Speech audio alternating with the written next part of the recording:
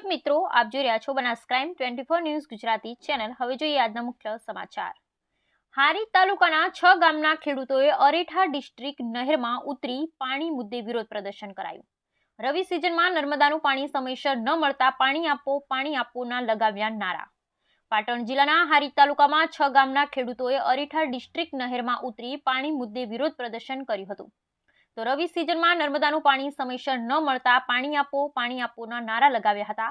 હાલ ખેડૂતોએ ખેતરમાં કરેલા વાવેતરમાં એરંડા, ઘઉં, તમાકુ, રાયડો, અજમો, જીરું સહિતના રવિ પાકોમાં નુકસાનીની ભીતિ સેવાઈ રહી હતી।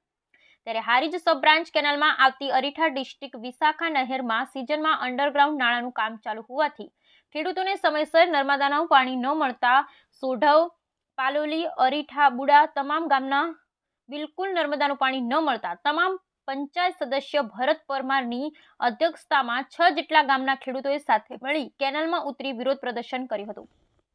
નર્મદા નિગમના અધિકારીઓને કેનાલ પર રૂબરૂ બોલાવી ખેડૂતોએ લેખિત રજૂઆત કરી તાત્કાલિક ધોરણે પાણીની માંગ કરી હતી ને તાત્કાલિક ધોરણે નાળાની કામગીરી પૂર્ણ કરી પાણી આપવા માંગ કરી હતી। તેમજ વધુમાં ભરત પરમારે જણાવ્યું હતું કે અરેઠા ડિસ્ટ્રિક્ટમાં આવતા જસોમા, અરેઠા, સોઢવ, જમણપુર, પાલોલી, બુડા સહિતના ગામોમાં રવિ સિઝનમાં વાવેતર કરેલ પાકોને સમયસર નર્મદાનું પાણી નહીં મળે તો આગામી દિવસોમાં નર્મદાનું પાણી નહીં મળે તો ખેડૂતો સાથે ધરણા પર તથા ઉપવાસ પર ઉતરવાની ચીમકી ઉચ્ચારી હતી। Bureau report Anil Ramanuj, Radhanpur, Patan.